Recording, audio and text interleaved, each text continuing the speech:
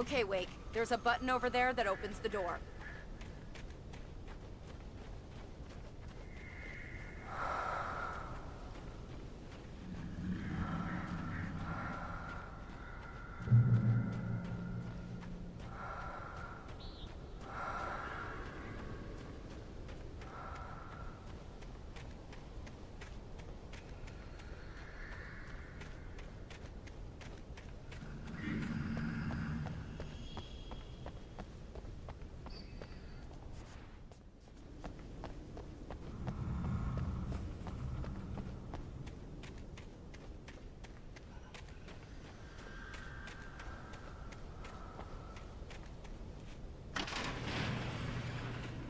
I think something's broken. Hold the button down so we can get in.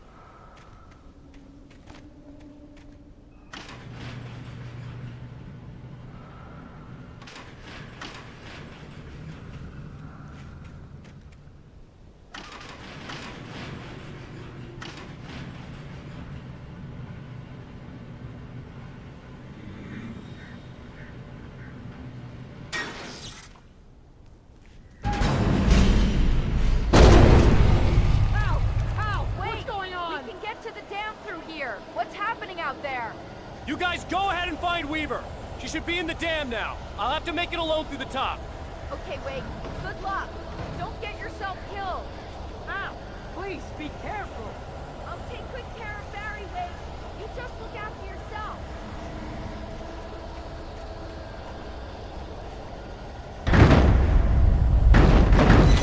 You gotta be kidding me.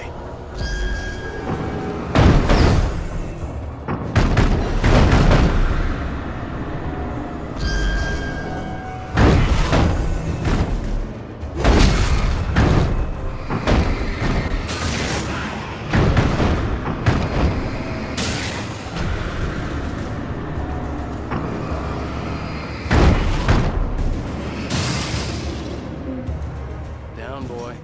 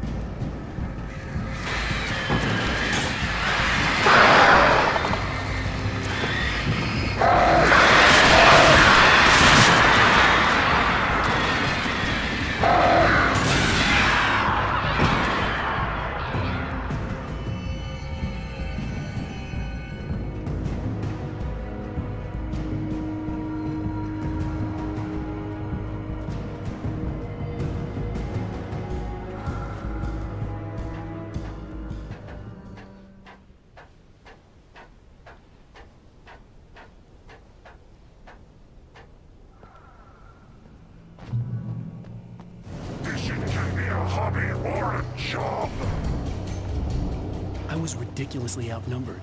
The searchlight could even the odds.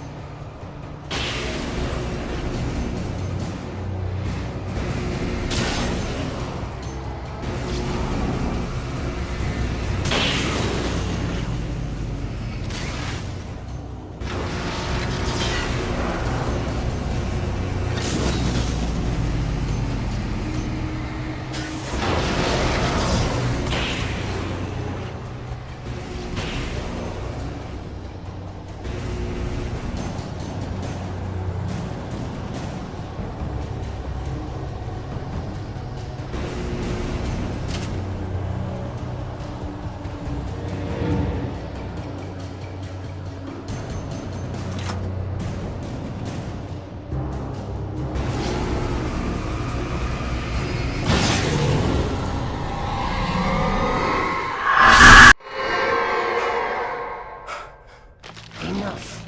You will go no further.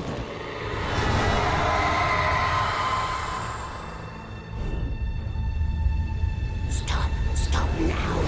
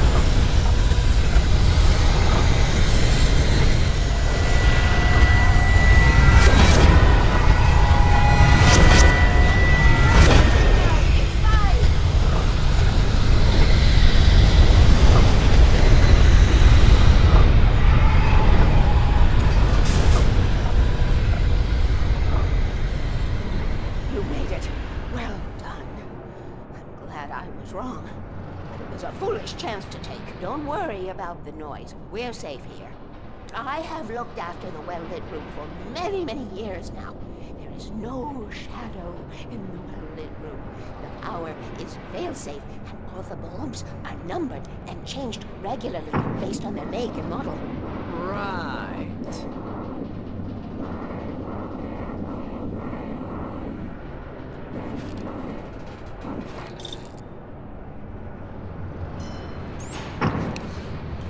There's an old army base at Great Cone Point, north of here. It was active during the Second World War. They operated here back then. They must have built this. Yes, they did. It's my place now.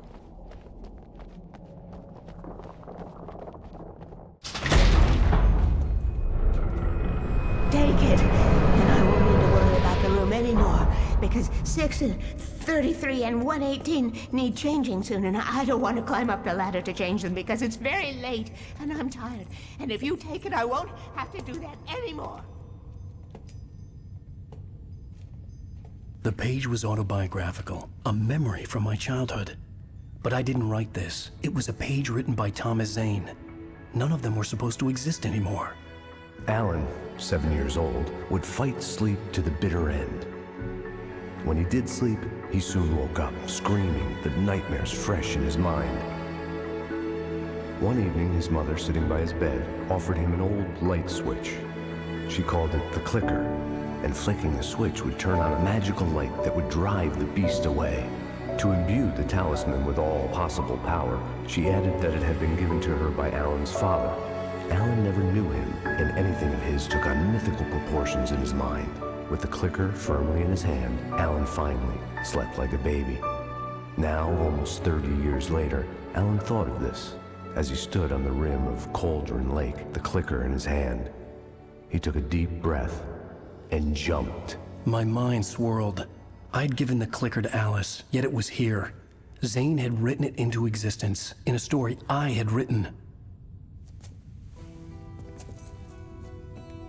I can get to her now. I can finish this.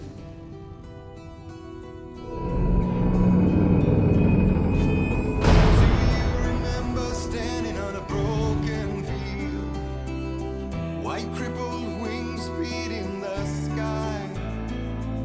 The harbingers of war with their nature revealed, and our chances flowing. Previously on Alan Wake, I wrote a horror story that has come true. Thomas Zane did the same in the 70s. You will go no further. If I continue like the Dark Presence wants me to, the story I'm writing won't save Alice. It's a horror story.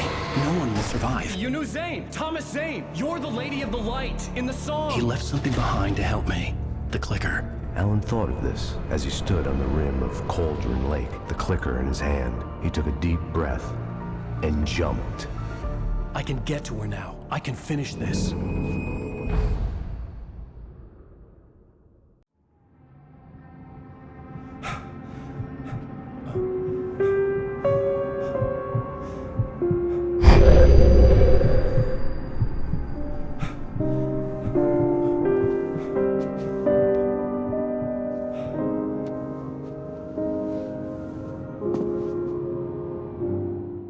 I had a hangover. My head was about to explode and the light hurt my eyes. I needed my sunglasses and painkillers to dull the pain. In one of my finer moments of self-deception, I swore to quit drinking.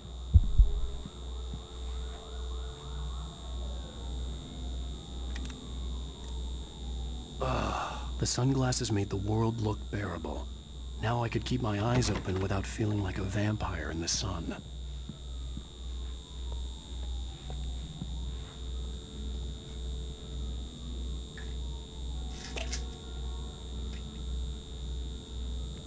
The pills worked fast. The prospect of being awake started to seem bearable again. There was a message waiting for me on the machine. You have one new message. Ow! Are you still asleep? Wakey, wakey! You should have your show on your TiVo. If Alice wasn't too mad to record it. She called me earlier and really chewed me out. Yeah, we went a little overboard last night. But parties are a part of this business. Al, look, I'm saying this as your friend. She's not doing your career any favors by trying to run your life like that. Ladies and gentlemen, welcome back to the Harry Garrett Show. Thank you. Thank you, everybody. We have a great show tonight. I've been talking with the best-selling author Alan Wake about his new book, The Sudden Stop. Yeah, good read. Go buy it. No, it is a good read. Look, I'm gonna be honest here. Is that wise? No, but I'm gonna do it anyway. I got people who give me the lowdown on books. I'm a busy guy. But this one, I actually read from cover to cover. I mean, I'm a big fan. Wow, thanks. Now, this might be a spoiler for those who haven't read the book yet. Based on the sales figures, the 2 people out there who haven't read the book yet.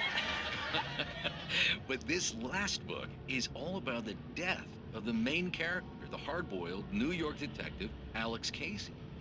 Now, there's been a lot of outrage about this. Why the hell did you kill Casey? What the hell were you thinking, man? Good riddance. No, seriously though. 7 years and 6 books is a long time. He was a gloomy guy to spend all your working hours with, and it was a good run. But it's time to explore new things. My next book will be a departure from the old for me. You selfish bastard, always thinking of yourself. Well, you've certainly given us a lot of entertainment over the years. And now that you mention it, Casey was a gloomy guy. Never had much luck with his love life with the ladies. Was that autobiographical in any way? Yeah, no kidding. Casey's lady friends tended to die on him. With Casey, it was all about his pain. No, nothing autobiographical about that. I'm a happily married man. My wife is my muse. Well, congratulations. That's great to hear. So, how's the publicity tour been treating you? Good, great. But I gotta say, I'm glad to be back home in New York. Well, you've certainly been on the news a lot lately. Lots of parties and, you got into a fight with some paparazzi. Oh, man. Well, that guy was really in my face. I lost my temper. I know that wasn't cool. You are famous for that temper. Well, I did also write several books. Well, your latest novel is called The Sudden Stop, and it's in bookstores now. Go get it. That means the 2 of you out there who haven't bought it yet. Ladies and gentlemen, that's all we have for you tonight. I want to thank all our guests for the evening. Alan Wake, Sam Lake. Once more, do the face for us, Sam. There it is. And our musical guests, Poets of the Fall. Thank you, and good night. At least I'd been funny. I told myself I could live with that. Hey, honey. Did you watch the show? I didn't say anything stupid if that's what you want to know. Okay, Grumpy. You want an Aspen or something? Are you going to start with me about drinking now? You know what? Go back to sleep, Alan.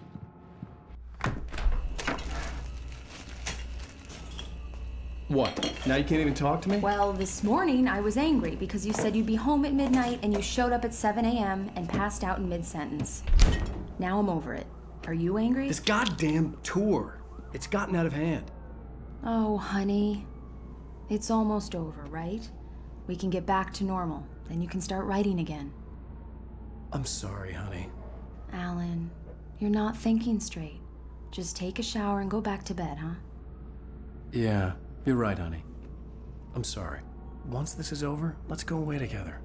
A vacation. Just you and me. Some peace and quiet.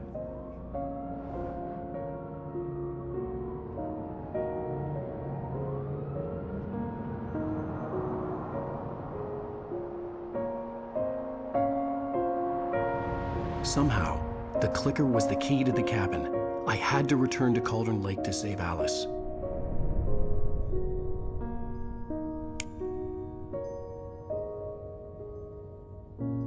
I'm going back to the lake to finish this. I'm going to write an ending to the story in the manuscript on my own terms, to make it all right. Why can't you just write it here? The last page is still in the typewriter. I need to read it first. Everything needs to be just right. Zane tried to cut some corners, and it didn't end well. Okay, ready when you are. I'm sorry, Sarah, but I need to do this alone. Barry, take her gun. Miss Weaver, close the door when I leave.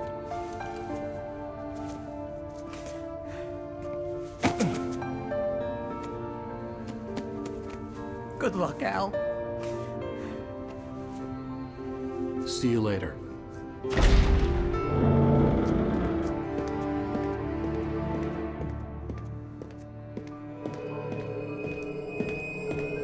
When I got out, it was warm and sunny. I'd flicked the switch of the clicker. Had it done this? I didn't stop to question it. I had to take advantage of the sunlight to get to the lake. On Zane's page, I'd stood on the rim of Cauldron Lake, about to use the clicker.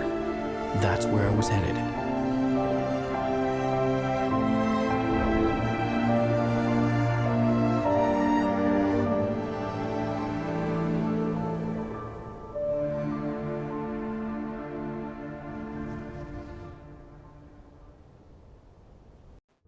Alone, in daylight, surrounded by the beauty of the Pacific Northwest landscape, it was hard not to let doubt creep in one last time. I could still chalk everything up to a dream, a delusion. I had enough imagination to make up something like this, having been in the cabin all this time, trapped in a story inside my head, gone mad from grief over Alice's death like Hartman had claimed. There would be no way of knowing. I told myself it didn't really matter. My course was set.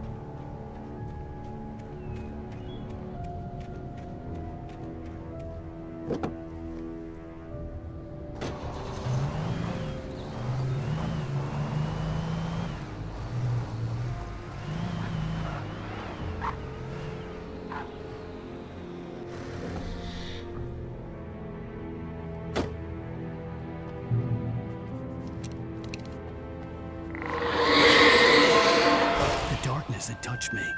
There was a link between us, always would be. I could feel its presence again, getting closer.